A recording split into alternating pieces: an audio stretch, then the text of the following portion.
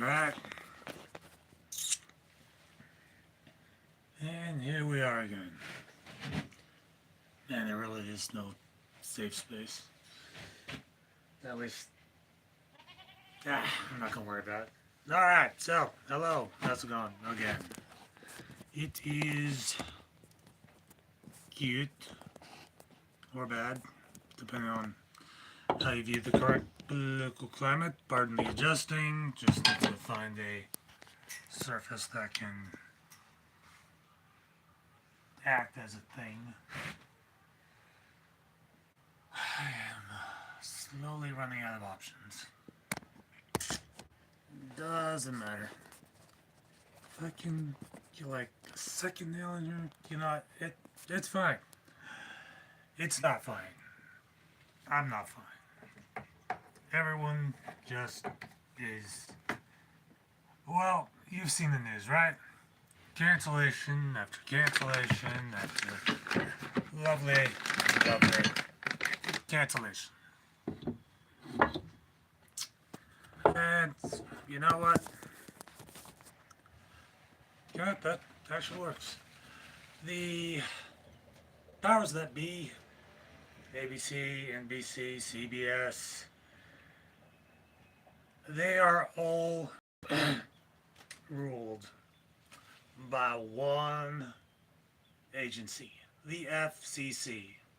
And the FCC responds to Donald Trump. Wait, is that a sticker or is that on the thing? For some reason, the way it's acting is just like, I thought it was like an overlay, but it's really just that sticker right there. Sorry, my brain was just all over the place. So let's unpack this, right? And I gotta make this quick because, fun times. And plus, morning chores and all that.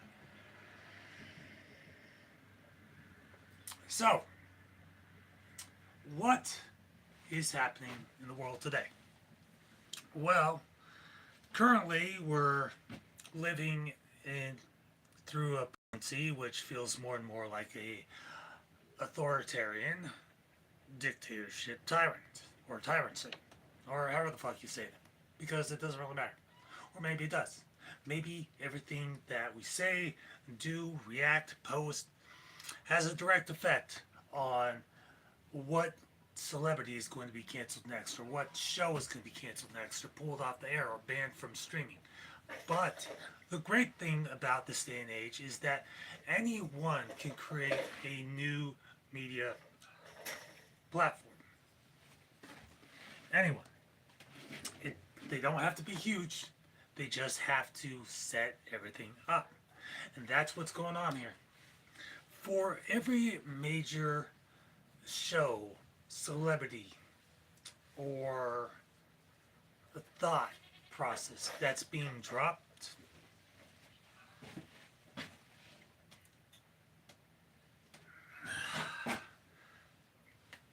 there's something else taking its place very, very gradually. And you'll notice that in the current media landscape, more and more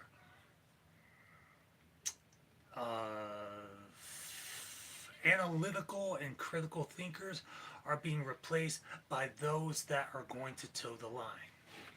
Charlie Kirk was, no. Stephen Colbert trash talked Trump for so damn long. The merger happened. CBS was like, I'm sorry, you're costing us money. We gotta get you out.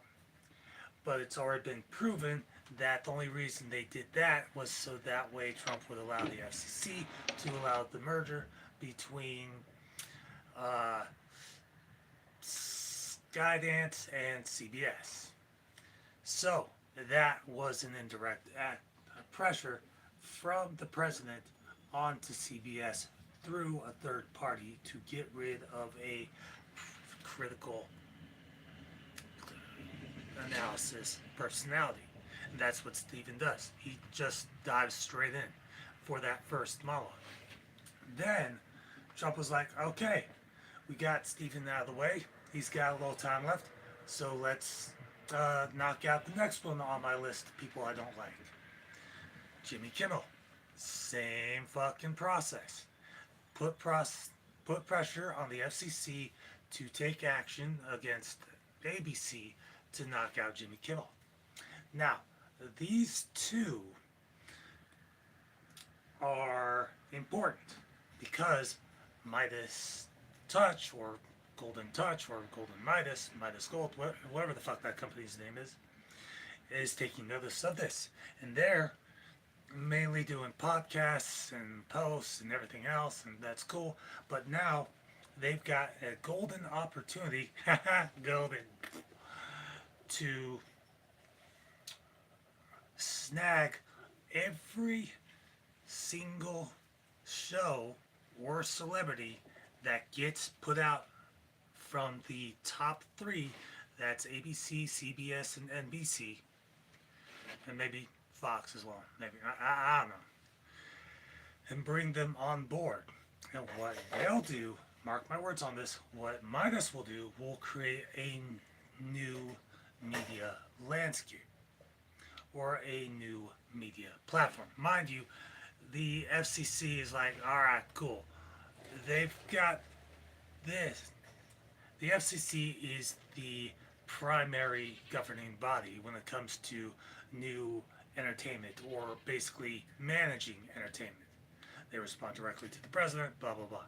So anything outside of the FCC is considered like pirate entertainment, pirate media, pirate radio, so to speak. And there was a very famous movie. I'm sorry. Very famous movie about this. Called Pirate Radio. Basically, people wanting to rock and roll and protest against censorship. Very awesome movie. I highly recommend it. What Midas will do is, if Jimmy accepts and Jimmy goes to Midas, they're going to wait for Colbert to finish out his contract and offer him the same deal. Then they and other like-minded entertainment groups are going to do the same thing. Watch for who's getting dropped, how big their audience is, what their content primarily consists of, and more and more and more. Especially HBO and Comedy Central. Well, not so much Comedy Central since they pulled the Charlie Kirk episode of South Park, despite the fact that Charlie himself was like, I love the shit, because he had an amazing amazing flexibility when it came to criticizing and accepting criticism of himself through satire. Trump only has so much time in the office, and all that he's doing at the moment, as after his own presidency, is going to be reversed. So, that analysis aside, Trump's only a temporary presence within the history of the United States of America. His changes will gradually be reversed over time through presidencies. Sometimes they might be walked back, but most of the time they won't. The Trump's just like, he's there. He's just there. There's nothing going on. All this, the firings, the cancellation of shows, is misdirection, a smokescreen for the Epstein files. But the Jeffrey Epstein, the ghost that won't go away, is constantly haunting him. Because even if certain folks are distracted by all this media drama that's happening, they are still focused on the Epstein thing, the huge thing that's haunting him. Because Trump knows he fucked up. He knows he messed up. Because retroactively, he knows he messed up. At the time, hey, It was the swinging 80s. He didn't know any of this bullshit, or maybe he did, and he partook oh, in some of the more proclivious activities. I've or not, don't know, don't care, not my business. I already know what the fuck's happening. I already know how the dominoes are gonna fall. But this is important. It's important to keep a three-pronged focus. One on the five pronged, sorry, five, not three. One on the media and how a what how the shows are going, what they're talking about, how the networks are reacting to the hosts, and what the FCC's reaction is to the shows and what they're doing for the to put pressure on the networks to attempt to force the shows to correct their action or be canceled. That's one. The second is the ongoing cases against Donald Trump. What's involved? Sorry, what's involved? What people are uncovering, and how Trump is reacting to try and throw smokescreens by put by putting pressure on external agencies to distract the public and media interest from those ongoing cases, especially Jeffrey Epstein. Because if it comes to light and if the dots connect, especially since the victims from the Epstein Isles are starting to speak out, that Trump is one of those names or one of those people who partook in those particular activities, then that's going to throw a wrench because now the very source, the very source of, or sorry, the very core of those activities are speaking out, are providing facts, are providing data and information that the public can then use to decide what the next course of action is. The dominoes are going to fall regardless of what's going on and regardless of how it takes what's being out there. The point being that Stephen Colbert, Jimmy Kimmel, Jon Stewart, John Oliver, and every other comedic mind out there now have the perfect platform because the very freedom of speech is now under attack. The right to express oneself, the right to criticize the government, the right to criticize the president themselves. And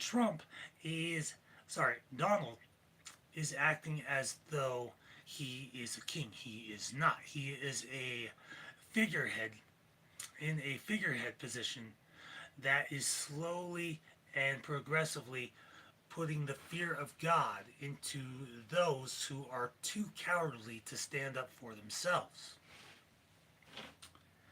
There are going to be supporters, detractors, there are going to be those who don't care, there are going to be those that are against. But those are all distractions for the larger picture.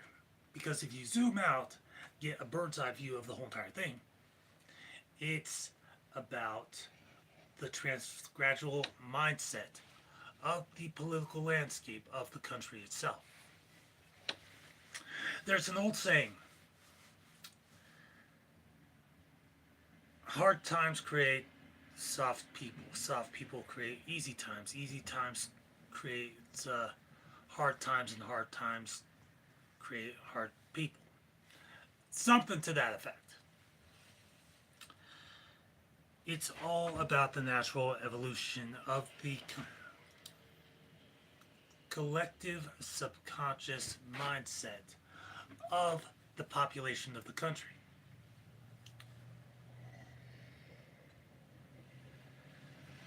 But it's not just about what is happening in the country, it's about how it's happening and what the reactions are. The catalyst, both in 2016 and 2024, has been Donald Trump's rhetoric, has been the words he's used, the people he's reached out to, the demographics and whatnot. If we are, if Democrats and independents and any other party wish to have a shot at redirecting the current trajectory of America's future, of America's image and external perception by other countries, then what they need to do is simply reframe and use his own way of speaking for their own purposes. Now, I'm not saying that he should outright, that they should outright start insulting people, calling people out, long-winded stuff, because we've seen the long-term effects of that process repeated over and over and over and over and over again. The audience size, the audience attention, and the overall audience favorability for that particular style of speaking gradually drops the more it's repeated. Because the more you repeat that style of marathon campaigning, of marathon speeches, the less new content you have to actually say. Because you can only talk about so much for so long in one particular stretch of time before you start repeating previously stated points. The further back one has to go in history to restate glory, the less impact it has on today's audiences. Because today's audiences are now used to the rhetoric, the pattern of speech, the style of speech, the cadence, the rhythm. We can now use that style, reframe it, rework it, so that way it has a more impactful message. Instead of one person marathon speeching, marathon talking at a campaign event, it can then be a number of people with different stories to tell, taking turns. Because there's a core and then there's the satellite. Reaching back to my original opinion, right? Jimmy Kimmel having his platform shut down and not being able to continue on is just a temporary setback, because he's still able to create a YouTube channel, a TikTok, post to those, his Instagram stories, his personal Twitter, everything else, because they don't really have much control over that, because they let him go. He's now a free agent. He can do whatever the fuck he wants. Colbert is already knows he's on a limited platform, so he's going to say as much as possible, knowing that his audience and supporters out there in internet land are going to screen record and copy the monologue parts and repost them. Now, the question isn't who has already fallen or is about to fall, and not where are they going to go, but who is next, and what style of speech and what percentage of criticism do they have. The other late night hosts that are less known are now going to become more prevalent. more watched because of the lack of late night competition. But as increasingly their models and words chosen are going to be more neutral, less critical, and gradually more and more favorable because they're afraid of losing their jobs. But there are going to be those late night hosts across all networks, all channels, who are going to have enough of this. They're going to start standing up. They're going to start speaking out more and more and more and more. Jimmy Kimmel simply pointed out a fact, right? He pointed out a fact in a monologue. Poorly worded, but still a fact. The core of his message wasn't about Charlie Kirk or about Tyler, whatever the fuck his name was. It's about the fact that the right, or those within the MAGA community, want so badly to find some point of fault with Tyler so that way they can justify their anger at Democrats, at leftists, at liberals, that they are willing to stretch their imagination, that they are willing to blame anyone else outside of their own community. But they can't. They can't. And that's what they're reacting to because they realize that an essential truth has been put out there. And it's freaking them the hell out because now they don't have an external community to blame. They don't have a way to circumnavigate taking responsibility and accountability for a member of their community's actions, a member of their parent political party's actions. And it's hurting them.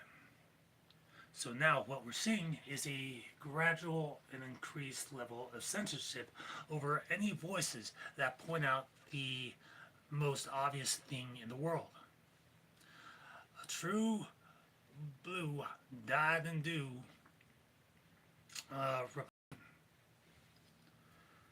who supports Trump took action against a critical voice in their commentary, ongoing commentary and debate.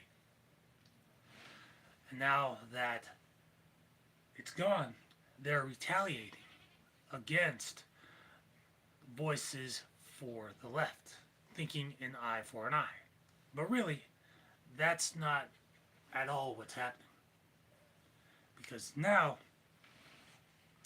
here's the fun part. With the resurgence of Milo Yiannopoulos, who previously was criticized so hard and taken down so blatantly that he decided to go to an underground platform, just kind of mull things over and do his own thing and try to resolve some internal issues. Milo and other conservative voices, or other conservative provocateurs, as he likes to call himself, are going to start rising up. But not in the way, mark my words, not in the way that MAGA wants. Because they keep saying, oh, we lost the nice guy, so now we're giving them the mean guy. No, you don't have any control over Milo. You really don't. Milo's not MAGA. He's a provocateur. He is a chaos gremlin on Red Bull. That's what he is. And they're going to quickly realize that Milo saw an opportunity to pop out, and he did. Now, I've had my gripes with Milo in the past, but that was a younger, far stupider version of myself. More reactive, not as refined, not as focused. But one thing stands true. This isn't the end for Jimmy Kimmel. This isn't the end for Stephen Colbert. Despite the absence of their platforms, their words are going to continue echoing on and on and on and on. Just like that John, sorry, not John, Oliver Tree song. And on and on and on and on and on. So that's going to be awesome. This also means that other voices against the president, sorry, not against the presidency, but against Donald Trump, against tyranny, against dictatorship, against authoritarianism,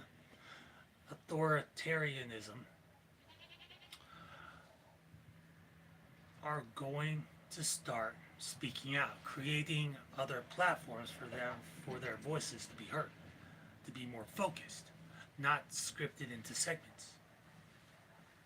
And that's going to lead to some awesome changes within the mentality of the country itself. And quite frankly, I, for one, am looking forward to it. Because even though I've kind of forecasted how the dominoes are going to fall, I don't exactly know. I don't know if the wind's going to shift those individual dominoes to the left, to the right, to the forward, to the back, or if those dominoes are going to stop falling entirely. But no matter which direction they fall, there will always be other events that are going to follow it. Catalyst, reaction. Catalyst, reaction, event, cycle. Catalyst, reaction, event, cycle. And it's going to repeat over and over and over again. Because the end result that we think is the end result is only going to be yet another catalyst towards other transformations within the country overall.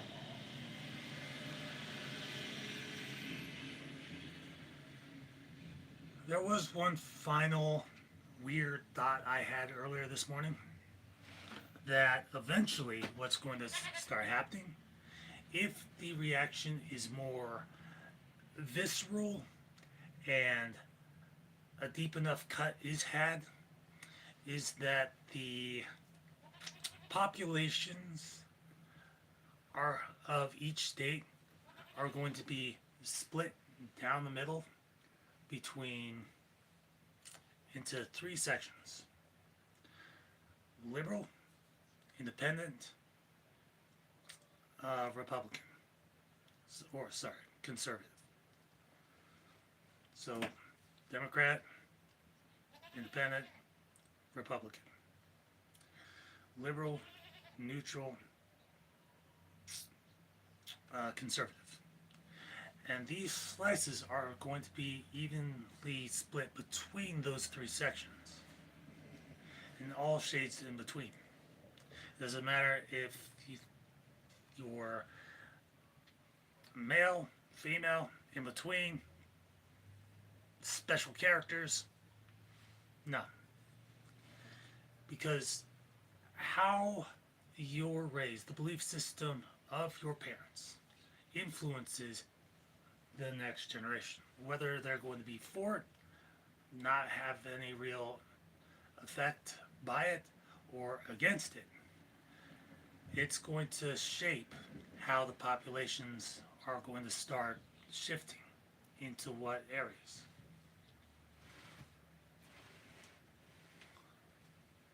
It's not going to be a 33.3, 33.3 split down the middle, but it's going to be close enough. Alright, that's it for me. I got shit to do today. I've rambled long enough, and I'll get putting the descriptor and proper tags on this later on. So, thank you so much for watching, and always, I will see you like a beast in the next video. Peace.